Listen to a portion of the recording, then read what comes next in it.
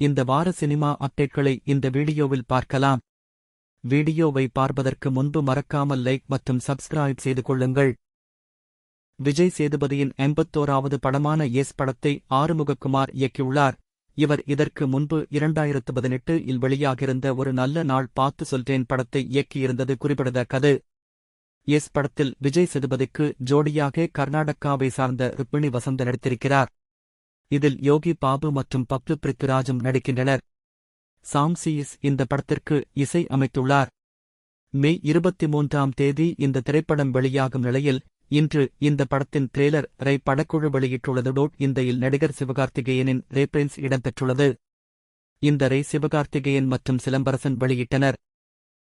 பிரதீப் ரங்கநாதன் ஹீரோவாக நடிக்கும் அவருடைய 4வது படத்தை கீர்த்தீஸ்வரன் இயக்குகிறார். இவர் சுதா கொங்கராவிடம் சூரரை போற்று திரைப்படத்தில் துணை இயக்குநராக பணிபுரிந்தது குறிப்பிடத்தக்கது. இந்த படத்தை தெலுங்கு புரொடக்ஷன் நிறுவனமான மைத்திரி மூவி மேக்கர்ஸ் தயாரிக்கின்றது. இது இந்நிறுவனத்திற்கு தமிழில் 2வது படம். முதல் படம் குட் பை அக்லி. இந்த படத்தில் பிரதீப் ரங்கநாதனிற்கு ஜோடியாக மமிதா பைஜு நடிக்கிறார். இந்த படத்திற்கு டோட் என பெயர் வைக்கப்பட்டுள்ளது. நேற்று இந்த படத்தின் ஃபர்ஸ்ட் லுக் வெளியிடப்பட்டது. இன்று இந்த படத்தின் செகண்ட் லுக்கையும் வெளியிட்டது படக்குழு. இந்த படத்திற்கு சாயி அபியங்கர் இசை அமைக்கிறார். இந்த படம் இந்த வருட தீபாவளிக்கு தமிழ், தெலுங்கு, மலையாளம், கன்னடம், இந்தி என 5 மொழிகளிலும் வெளிவரும் என அதிகாரப்பூர்வ அறிவிப்பை வெளியிட்டது படக்குழு.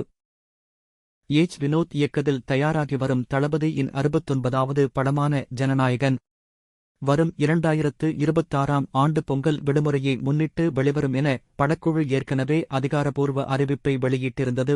ஜூன் மாத இறுதிக்குள் இப்படம் முடிவடையும் எனவும் இந்த மாதம் தளபதி விஜயின் போர்ஷன் முடியும் என ட்விட்டரில் தகவல் வெளியானது.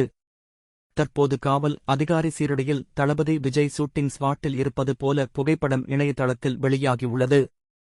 இதற்கு முன்பு அட்லி இயக்கத்தில் 2016ஆம் ஆண்டு வெளிவந்த தெறி திரைப்படத்தில் தளபதி விஜய் காவல் அதிகாரி வேடத்தில் நடித்தது குறிப்பிடத்தக்கது.